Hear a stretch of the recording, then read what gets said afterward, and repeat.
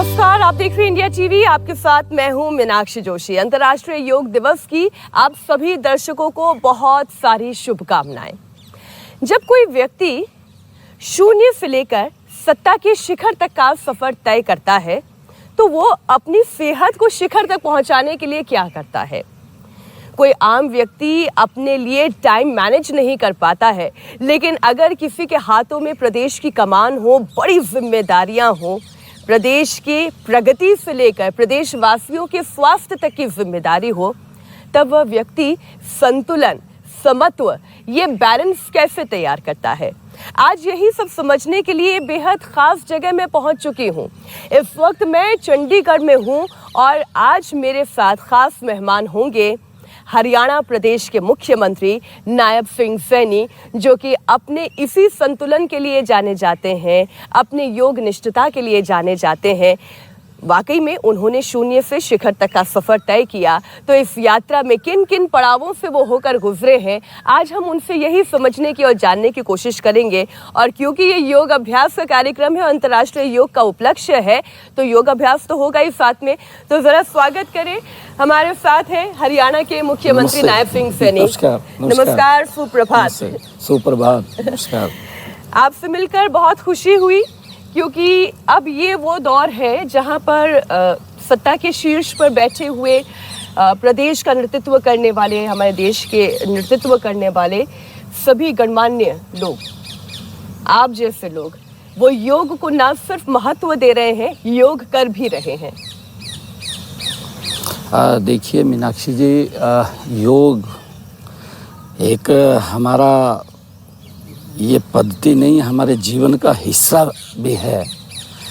और योग हमारे लिए इतना महत्वपूर्ण है कि व्यक्ति इससे तंदुरुस्त, हष्ट-पुष्ट और स्वस्थ रहता है, बीमारियों से दूर रहता है। हमें अपने जीवन में हर रोज़ योग को करना चाहिए। इसको एक लाइफ ऑफ वे नहीं, लाइफ ऑफ पार्ट, इसको जीवन का ही एक हिस्सा बना लेना चाहिए इसके, ताकि हम अपने जीवन में स्वस्थ और तंदुरुस्त रहें।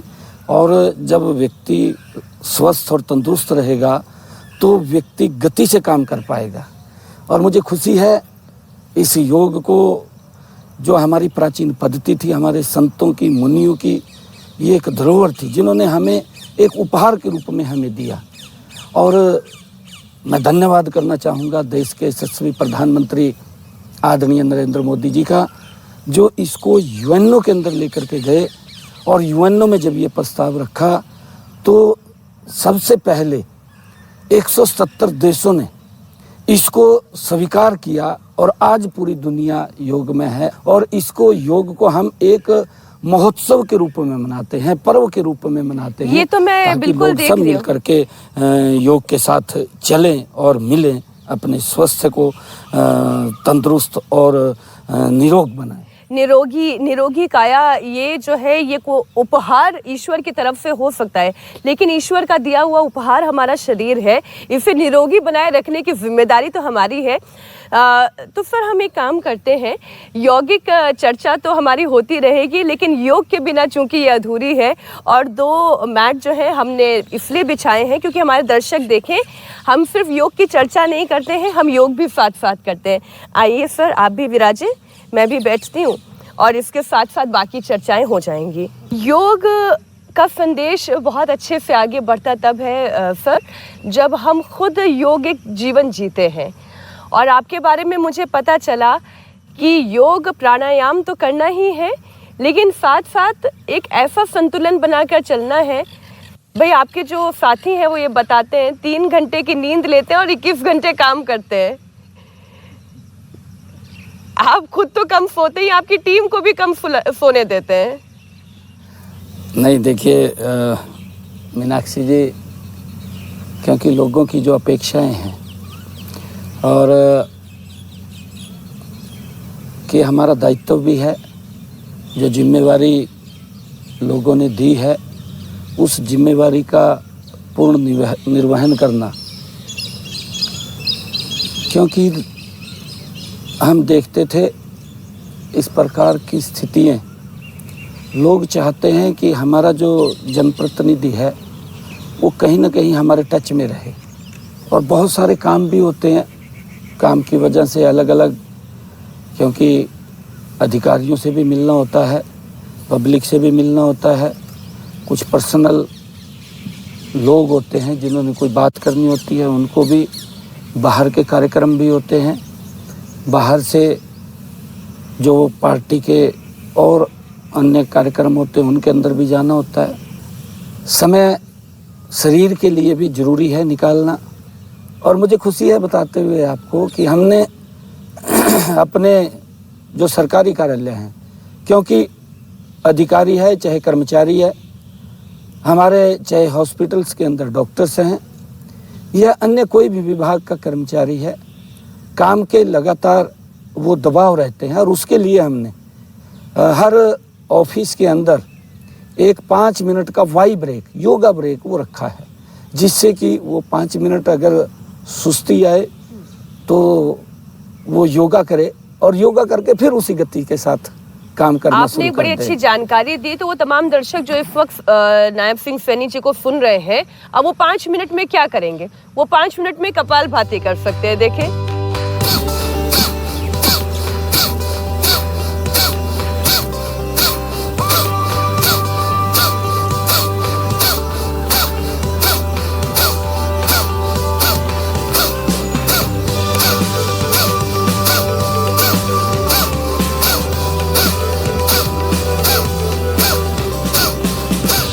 पाँच मिनट में सर सूक्ष्म व्यायाम किए जा सकते हैं। एक प्रोटोकॉल जो अंतर्राष्ट्रीय योग दिवस का है उसमें सूक्ष्म व्यायाम भी शामिल है। और हम बीते 5 वर्षों से योग गुरु स्वामी रामदेव के साथ जो नियमित रूप से योग कर रहे हैं, 365 दिन हम योग कर रहे हैं, उसमें हम सूक्ष्म व्यायाम ज़रूर शामिल करते हैं। तो आप चाहे उस प्रोटोकॉल को हम भी यहाँ पर ज़रूर करते हैं, सूक्ष्म व्यायाम का, अपने दोनों हाथों को आगे खोलकर इस तरीके से। तो जो 5 मिनट का ब्रेक हरियाणा सरकार आपको दे रही है, उसे धुएं में नहीं उड़ाना है, क्योंकि एक बहुत बड़ी चिंता जो सर इस वक्त है हरियाणा प्रदेश में, नशे से मुक्ति की तरफ लेकर जाना है यहाँ के युवाओं को। बिल्कुल है। मैं ये भी, जब हमने वाई ब्रेक दिया है, 5 मिनट का योगा का ब्रेक दिया है, बिल्कुल है, उसको नशे में ना उड़ाएं, उसको अपने शरीर की तंदुरुस्ती और स्फूर्ति के लिए लगाएं। और हमें वो लगाना चाहिए जिससे कि हम गति से काम करें, हम स्वस्थ भी रहें। क्योंकि अगर व्यक्ति योग नहीं करता या योग से दूर होता है तो बीमारियां नज़दीक आ जाती हैं। और हमने देखा है पिछले दिनों के अंदर, अगर हम देख रहे हैं कि जैसा हमने कहा है कि हमारे जो ऋषियों की, मुनियों की ये एक पद्धति थी, और जो हमें उपहार के रूप में मिली है, जिसका मैंने जिक्र भी किया है, और इससे हम तंदुरुस्त और बीमारियों से दूर हम हो सकते हैं। हमारा शरीर, क्योंकि योग से एक फ्लेक्सिबल, लचीला हमारा शरीर बनता है, हम किसी भी तरफ इसके अंदर मोड़ सकते हैं, हम जा सकते हैं। और हमारे जो युवा हैं, जो इस योग को अपने जीवन का एक पार्ट बना चुके हैं, अगर हम उनको देखते हैं तो वो इस प्रकार के योग के माध्यम से वो कार्य करते हैं कि जिससे कि एक कार्य और बेहतर होता है उसके अंदर, नई ऊर्जा आती है। नहीं, और जो कई बार बैठे बैठे काम करता है व्यक्ति, निद्रा आ जाती है, और निद्रा इस योग के कारण वो भी दूर होती है और व्यक्ति गति से काम करता है। जो मैंने कहा भी है कि जो आदरणीय प्रधानमंत्री जी का सपना है विकसित राष्ट्र का, और उस विकसित राष्ट्र के अंदर हम सब मिल कर के जब लगेंगे तो अवश्य वो सपना पूरा होगा। और मैं एक और, मीनाक्षी जी, इस बात को मानता हूँ, क्योंकि हम देखते हैं कि योग जब हम करते हैं तो शरीर तो स्वस्थ और तंदुरुस्त होता ही है, क्योंकि हमारे हरियाणा का कल्चर भी रहा है, हमारा कल्चर रहा है हरियाणा का, कि ये हमारी कहावत है, हमारे बुजुर्गों ने हमें इस जो शब्द उन्होंने कहे हैं वो हमें अपने जीवन में उतारने चाहिए। हमारे बुजुर्ग कहीं ना कहीं अगर कोई शब्द बोलते थे वो तंत्र निकाल करके उसको बोलते थे। और मैं कहना चाहूँगा कि हमारे बुजुर्ग बोलते थे कि देशा में देश हरियाणा, यहाँ दूध दही का खाना। देशों में देश, हरियाणा जहाँ दूध दही दूध दही का खाना। क्योंकि हमारे यहाँ जो माताएं थी वो दूध चूल्हे के ऊपर रखा रहता था, सुबह रख देती थी और अगले दिन सुबह उसको रिड़कते थे, माताएं रिड़कती थी। उसका एक अलग ही महत्व, उसका आनंद था।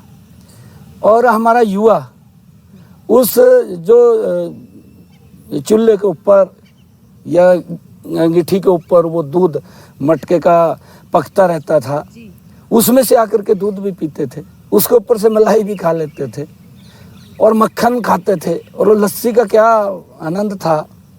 उससे हमारा युवा एकदम हष्ट पुष्ट तंदुरुस्त रहता था। और हम ये चाहेंगे हमें उसी पद्धति को अपनाना चाहिए। मैं एक आपके सामने रिपोर्ट रखना चाह रही हूँ, फिर उसमें आप जोड़िएगा, क्योंकि जो बात आपने कहा ना, देशों में देश, हरियाणा दूध दही का खाना, लेकिन ये खाना जो है इसके अंदर बहुत सारे परिवर्तन जो है यहाँ के युवा में देखे जा रहे हैं। मैं एक रिपोर्ट आपके सामने रखती हूँ।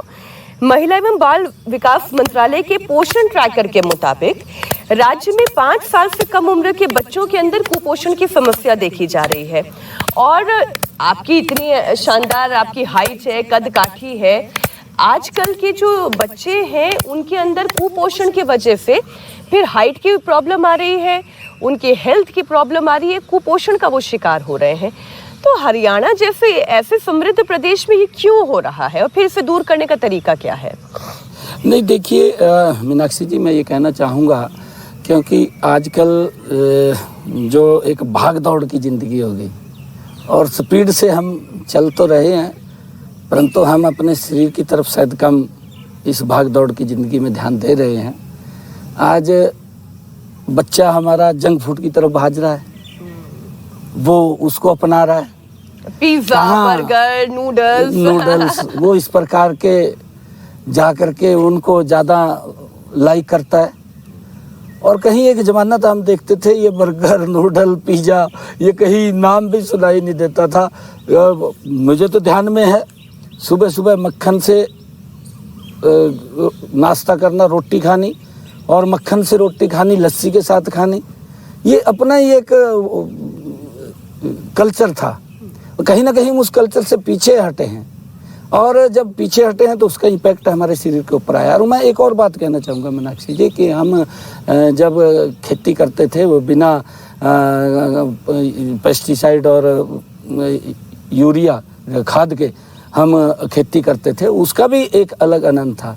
और इस ज़्यादा हम इनकम के चक्कर के अंदर हमने अपना शरीर भी खराब किया, अपने खेत को भी खराब किया है। और मैं एक और ये कहना चाहूँगा, क्योंकि अब की बार की जो थीम है योगा की जी, वो वन वर्ल्ड वन हेल्थ, एक विश्व एक स्वस्थ, ये इस थीम के ऊपर अब की बार ये अंतर्राष्ट्रीय योगा दिवस हम सब मना रहे हैं। हमने हरियाणा के अंदर भी योग युक्त और नशा मुक्त हमने इसको लिया है, ताकि इस योग के साथ जोड़ करके हम नशे को भी यहाँ से दूर करें।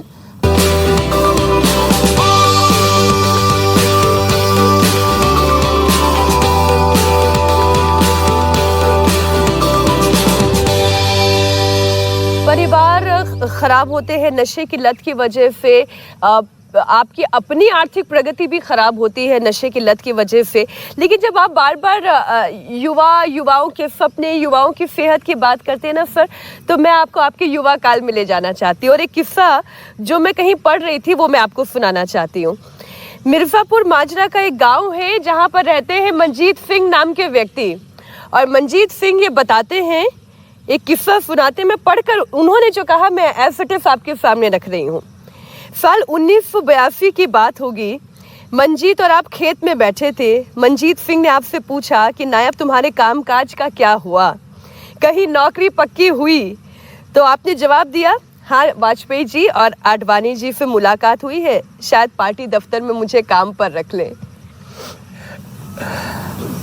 देखिए ये बिल्कुल ठीक है, क्योंकि मैं एक छोटे से कार्यकर्ता के रूप में पार्टी में काम करना शुरू किया, और तब मेरे ख्याल कंप्यूटर आया थे, उस कंप्यूटर के ऊपर काम करने का वो मौका मिला है। और जो भी काम हाथ में आया है उसको पूरी तन्मयता के साथ उस काम को लग करके हमने प्रयास किया है कि इसको पूरा करें, उसमें कोई कोर कसर ना छोड़ें। और जब व्यक्ति कोई भी हाथ में काम पकड़ता है तो उसमें लापरवाही नहीं होनी चाहिए, उसको पूर्ण करना चाहिए। क्योंकि जो भी काम है, काम बहुत सारे होते हैं, परंतु जो भी हाथ में लिया है उसको पूरा करिए। नहीं, मैं इसलिए आपसे ये पूछ रही हूँ क्योंकि जब कोई अपने कॉलेज लाइफ में होता है और ये सोच रहा होता है कि भविष्य में मैं क्या करूँगा, क्या कर सकता हूँ, तो ऐसे में उस वक्त आपके मन में क्या चलता था? भाई रोजगार कमाना ये तो किसी भी व्यक्ति का पहला, भाई घर से क्या होता है कि पढ़ लिख लिए, अब आप आगे क्या करोगे, बताओ जरा। नहीं, देखिए, ये हर युवा के मन में भी होता है, युवा के माँ बाप में भी होता है कि बच्चा कहीं ना कहीं एडजस्ट हो जाए, अपना काम करे। और उसको लेकर के, क्योंकि हर युवा और युवा का माँ बाप उसकी अपनी एक इच्छा होती है और उसको लेकर के वो काम करते रहते हैं। हम भी उसी दिशा के अंदर काम कर रहे हैं। पुरानी घटनाएं जब आप याद करते हैं तो क्या क्या किस्से याद आते हैं? प्लीज हमारे दर्शकों को सुनाएं, उससे उन्हें प्रेरणा मिलती है। एक पहली बात तो ये प्रेरणा है कि कोई काम छोटा नहीं होता, और दूसरी प्रेरणा ये है कि अगर आप लगातार अपने काम में रत रहते हैं तो ये ज़रूरी नहीं कि आप कभी कार चलाते हो या कभी आप कंप्यूटर चलाते हो, आप क्या किसी विभाग में किसी कर्मचारी के पद पर कार्यरत हो या फिर आप सत्ता के शीर्ष में मुख्यमंत्री के पद पर आसीन हो जाए, कुछ भी जीवन में हो सकता है। Anything is possible. देखिए मीनाक्षी जी, आपने जो काम किया है, काम काम होता है। काम कोई छोटा नहीं होता, बड़ा नहीं होता। और कोई भी, मैंने कहा है कि अपने आप झाड़ू भी लगाना पड़ता है, ये काम है। बिल्कुल लगाते हैं ना, बिल्कुल ऐसा नहीं है। काम काम है, और काम के प्रति जो भी काम है, मैंने कहा कि अपनी तन्मयता से उसको पूरा कीजिए। काम नहीं होता, वो कर्म होता है। अच्छा, आपकी जब आडवाणी जी से, आपकी जब अटल बिहारी वाजपेयी जी से मुलाकात हुई थी, ज़रा मैं आपको उन पलों में लेकर जाना चाहती हूँ। क्या उन्होंने कहा था, किस तरीके की चर्चा हुई थी, किसी व्यक्ति की काबिलियत को अटल जी कैसे पहचानते थे? नहीं, देखिए, क्योंकि पार्टी उस समय के अंदर जो स्थिति थी वो सबको मालूम है। क्योंकि अटल जी ने जब देश के प्रधानमंत्री बने, अटल जी, कि देश कैसे आगे बढ़ सकता है ये अगर देखा जाए तो अटल जी का शासन ही है। क्योंकि गांव के अंदर जो असुविधाओं का भाव होता था, गांव सड़क से जुड़ी नहीं होती थी, गांव के अंदर छोटे जो कस्बे थे उनमें भी गैस नहीं पहुंचती थी, बिजली का अभाव रहता था। अटल जी ने एक मजबूत नींव वहाँ से रखी, प्रधानमंत्री ग्रामीण सड़क योजना, गैस को गांव तक पहुँचाना, ये उन्हीं के समय के अंदर तो हुआ है। गांव का बजट ज़्यादा करना, ये अटल जी के समय में हुआ। और जब अटल जी प्रधानमंत्री बने तो लोगों को लगने लगा, जिस प्रकार का दुष्प्रचार किया जाता था कि ये तो ब्राह्मण बाणियों की पार्टी है, ये तो शहरियों की पार्टी है, मंडल का मंडल खूब चला। ये क्योंकि विपक्ष के पास करने के लिए कुछ नहीं होता, वो खाली दुष्प्रचार करता है। और जब दुष्प्रचार करता है, जब उसका काम सामने आता है, तब लोगों को पता लगता है कि नहीं, ये ठीक काम किया है। तो अटल जी ने जो शुरू किया था और मोदी जी ने जो उसको आगे बढ़ाया है, आज मोदी जी बड़े फक्र और विश्वास के साथ कहते हैं कि 2047 विकसित राष्ट्र बनेगा, और उसको लेकर के हम काम कर रहे हैं। देखिए, मुख्यमंत्री के पद पर नायब सिंह सैनी हैं। यहाँ पर चर्चा पॉलिटिकल नॉन पॉलिटिकल हो रही है, लेकिन साथ साथ मंडूक आसन भी हो रहा है। तो इसलिए वो तमाम लोग जो ये बहाना बनाते हैं कि हमारे पास समय नहीं है, हमें पढ़ना है, हमें नौकरी पे जाना है, दुनिया जहाँ की भाग दौड़ है, तो वो यहाँ से प्रेरणा ले सकते हैं कि अगर अपने सेहत के लिए कुछ करना चाहें तो समय तो निकाला जा ही सकता है, कोई समय कम नहीं है, बस अगर आप अपने आप को महत्वपूर्ण समझें। अच्छा, प्रधानमंत्री नरेंद्र मोदी जी ने ये समझाया है अरे वाह, अरे वाह।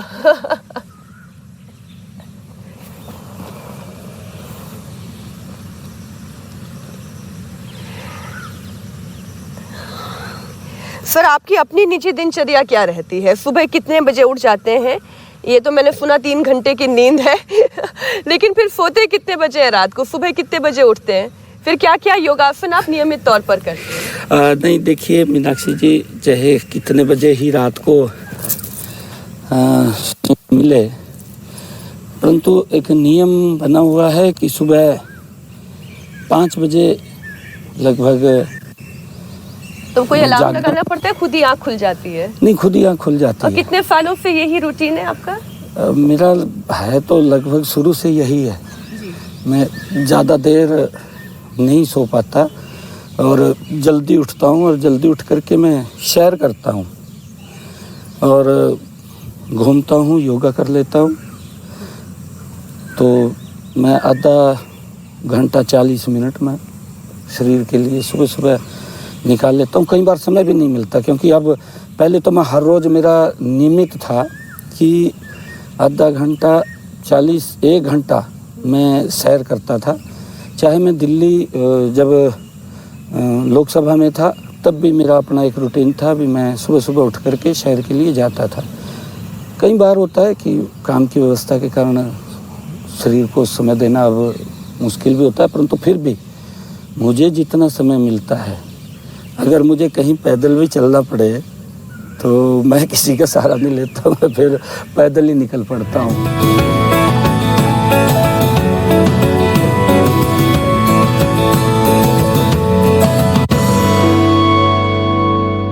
तो पसीना बहा लिया गया है, योग अभ्यास कर लिया गया है, चर्चा भी हो गई है, और अब हम नाश्ते की टेबल पर हैं। नायब सिंह सैनी जी खाते क्या हैं? और जो टेबल पर मेरे सामने प्लेट सर्व हुई है उसमें फ्रूट ही फ्रूट है। आप वाकई में इतना सा खा के पूरे दिन चलते हैं? नहीं मीनाक्षी जी, क्योंकि अब तो ये फ्रूट मंगवाया है, क्योंकि मैं योगा के बाद नहाता हूँ और नहा करके उसके बाद मैं फिर ये मतलब आपका पहला आहार, अगर मैं कुछ कहूँ तो हाँ, पानी के बाद पहला आहार यही है? फ्रूट ले लेता हूँ मैं थोड़ा, और फ्रूट ले करके फिर नहा करके मैं घूमता हूँ, सैर करता हूँ, योगा कर लेता हूँ करके, और फिर मैं भोजन करता हूँ, और लगभग 8 साढ़े 8 बजे मैं तैयार होकर के नाश्ता करके नीचे घर से निकल जाता हूँ। हाँ, ये रूटीन है मेरी। और सिंपल मैं भोजन करता हूँ, जैसे दाल फुल्का ले लिया, कोई सब्जी ले ली, और घर का बना हुआ। दोपहर को 2 चपाती ले लेता हूँ, 2 सुबह लेता हूँ, और फिर रात को मैं चपाती नहीं लेता, रात को मैं कोई सब्जी खा लेता हूँ। सब्जी के साथ साथ कोई बॉयल सब्जी होती है वो ले लेता हूँ, बस इतना कि मेरा। लेकिन हरियाणा के लोग तो खूब अच्छा खाना खाने के लिए जाने जाते हैं, खूब मक्खन, पराठा, तरह तरह की दालें, साग, सब्जियां। वही मैंने कहा है। वैसे तो सब्जी में घी डाल करके लेते हैं, और उसी को मैंने कहा है क्योंकि हमारे कल्चर में है। हमारा कल्चर ही ऐसा है कि जहाँ सुबह उठ करके मक्खन के साथ और लस्सी के साथ हम भोजन करते हैं, तो हमें वो करना चाहिए। मैं ये बात बोलता हूँ, और जब हम उसको अपने जीवन के अंदर लेकर के आएंगे तो बिल्कुल ऐसा नहीं है। आजकल एक इस प्रकार का वहम भी ये डाल दिया गया कि मक्खन नहीं खाना जी, हाँ, दूध नहीं पीना चाहिए, लैक्टोज एलर्जी हो रही है, दूध नहीं पीना चाहिए जी। ये इस प्रकार का एक वहम जो डला है। हम देखते थे कि हमारा युवा किस प्रकार से यही दूध, घी, मक्खन, लस्सी, ये हमारा जो हमारी डिशें थी, यही तो डिशें थी जिसको हम खा करके हष्ट पुष्ट रहते थे। बीमारियां भी नहीं नज़दीक आती थी, तो आज तरह तरह की बीमारियां, यही कारण है। ये शुगर, डायबिटीज हो जाना, ब्लड प्रेशर हो जाना, ये मेन कारण है इसका। जब हम इन चीज़ों से दूर गए हैं तो कहीं ना कहीं उनको वैक्यूम मिलता है, बीमारी को कोई स्थान मिलता है, और व्यक्ति को घेरने का वो तुरंत काम करते हैं। अगर देखें ब्लड प्रेशर, शुगर, ये तो आम एक बात हो गई है लोगों के लिए। और अगर हम योग करेंगे, मैं एक बात बताता हूँ, अभी पीछे कोरोना का काल हुआ है, मुझे भी कोरोना हो गया था काम करते करते, और मैं 26 दिन तक कोरोना में रहा। मेरी जवान भी बैठ गई, मेरे पे चला भी ना जाए, ऐसी स्थिति होगी। तो मैंने सोचा कोई परिवार का घर भी ना लगे, मैं डॉक्टर को बुलाता और डॉक्टर बोलता कि यही दवाई है, और दवाई भी नहीं है, एक ही दवाई है। मैंने कहा भी कहीं किसी हॉस्पिटल में चला जाऊँ, मैं एडमिट हो जाऊँ। वो कहने लगे कि हॉस्पिटल में भी दवाई यही है, आप अकेले घर पे रहेंगे तो ठीक है, वहाँ इन्फेक्शन ज़्यादा हो जाएगा। मैं घर पे रहा। तो मैंने सोचा कि लगातार जब हर हफ्ते से टेस्ट होता था मेरा, और मैं कोरोना पॉजिटिव ही मिलता था जब भी हो एकदम, क्योंकि दिक्कत आ गई अभी, ये तो ठीक नहीं होगा। तो मैंने योग करना शुरू किया, और योग जब मैंने शुरू किया, मैं कहा स्थिति तो ख़राब है, परंतु योग शुरू करो। मैं सुबह 4 बजे उठ करके उस कोरोना में बीमारी में, और 6-7 बजे तक 2-3 घंटा, 4 बजे से लेकर 6 बजे तक नियमित 7 बजे 7 बज जाते थे, 7 में 7:30 भी हो जाते थे। मैं पूरा योगा करता था।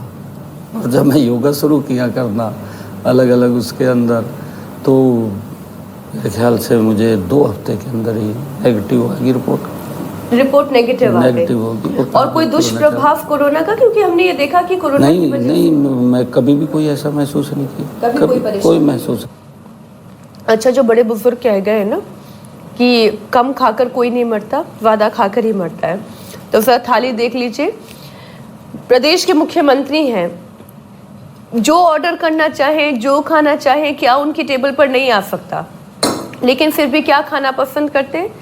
फल खाना पसंद करते हैं। घर की बनी हुई रोटी, फुल्का, दाल, साग, उसी में घर का घी, मक्खन। तो इस तरीके का भोजन हमारी परंपराओं में रहा है। जैसे लोगों ने अपनी परंपराओं को छोड़ा, वैसे वैसे बीमारियों ने उन्हें पकड़ लिया। बिल्कुल बिल्कुल है। अब ये मौका बहुत अच्छा है, ब्रेकफास्ट टेबल पर है। कुछ सवाल जो है अब मैं वो रैपिड फायर के अंदाज में आपके सामने रखूंगी। पहला प्रश्न ये है, कोई एक योगासन जो आप नियमित रूप से करते हैं, वो आसन कौन सा है? योगासन तो कई हैं। मैंने कहा है कि मैं लगातार, जब पीछे समय मिला मुझे, 3-3, 4-4 घंटे में लगातार करता रहा हूँ, अलग अलग उसमें। लोम विलोम है, प्राणायाम, भ्रामरी प्राणायाम है, और श्वास का है, श्वास अंदर लेना बाहर छोड़ना। लगातार मैं जब स्टॉक्स लेता था, मैं 1,000 हाँ 1,000 था। मैंने कहा था मैं 3 घंटे 4 घंटे मैं लगातार उसके अंदर करता रहता था, तभी जा कर के ये हुआ। एक घरेलू नुस्खा जो बचपन से लेकर आज तक आप इस्तेमाल कर रहे हैं? कहीं काम करते करते कोई चोट लग गई या कुछ हो गया, तो दूध में हल्दी डाल करके वो देते थे, और वो इतनी औषधि और रामबाण की तरह काम करती थी कि कहीं जाने की जरूरत नहीं पड़ती थी। कभी फेल होने से डर लगता है? हमारे जो अटल जी बोलते थे कि हार से हम उदास नहीं होते, और परस्त नहीं होते, और जीत से हम मस्त नहीं होते। हमारा वो ध्येय, उसके ऊपर काम करते हैं। यमुना का पानी पीना, क्या ये पब्लिसिटी स्टंट था? स्टंट नहीं था। पब्लिसिटी जो आपने कहा है कि वो स्टंट नहीं था, वो हमारी हरियाणा की भावना या आत्मा को झकझोर देने वाला वो शब्द था। वैसे आजकल अरविंद केजरीवाल जी कहाँ हैं पता नहीं चल रहा है। मालूम नहीं है जी कहाँ होंगे।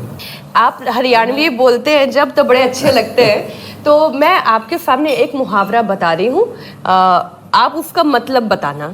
मैंने पढ़ा तावला से बावला, इसका क्या मतलब हुआ? तावला उसको बोलते हैं कि उसने कुछ देखा नहीं, समझा नहीं, और एकदम है, आज भी है।